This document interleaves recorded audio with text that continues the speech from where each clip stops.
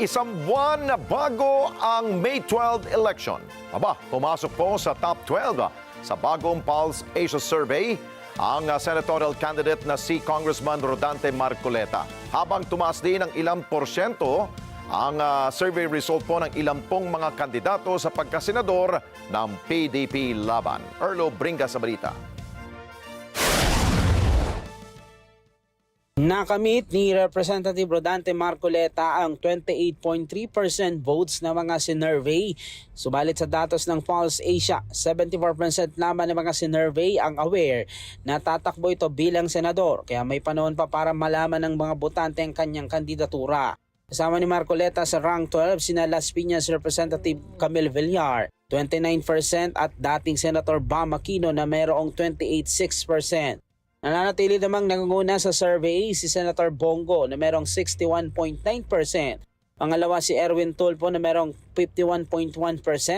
Habang ikatlo si Senator Ronald Bato de la Rosa na merong 48.7%. Pang-apat si dating Senate President Tito Soto na merong 44.2% votes mula sa respondents. Panlima si Senator Pia Cayetano na may 37.5%. Bong Revilla, 36.9%. Dating Senador Ping Lacson, 36%. Willie Revillame na may 35.7%.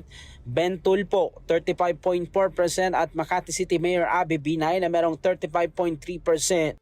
Pang-anim si Senator Lito Lapid na merong 33.3%. Sumunod si dating Senador Manny Pacquiao na merong 32% at ang pang-11 ang aktor na si Philip Salvador na merong 30.9%.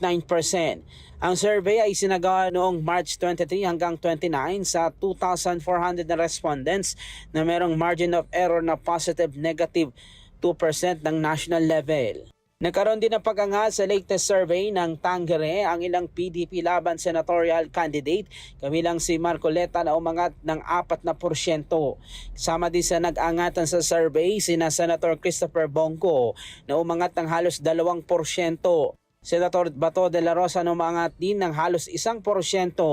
Habang si Philip Salvador bumaba naman ng halos kalahating porsyento sa survey. Nagkaroon din ng pagtaas sa survey ang ilan pang mga kandidato sa pagkasenador tulad ni Camille Villar at Senator Amy Marcos ng halos 1 hanggang 2%. Sumadsad naman ang iba pang senatorial candidate at halos ilang porsyento din ang kanilang ibinaba sa survey. Ayon sa survey firm na Tangere, nakaapekto sa pagbaba at pagtaas ng ibang senatorial candidate ay ang mga naging aktibidad ng mga ito at ilang mga news story patungkol sa mga nasabing kandidato.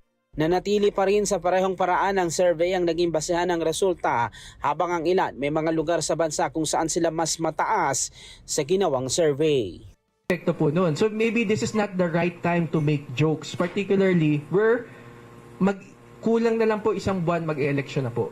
Erlo Bringas para sa Matadag, Agila, Matatag, Matapa, Matapa.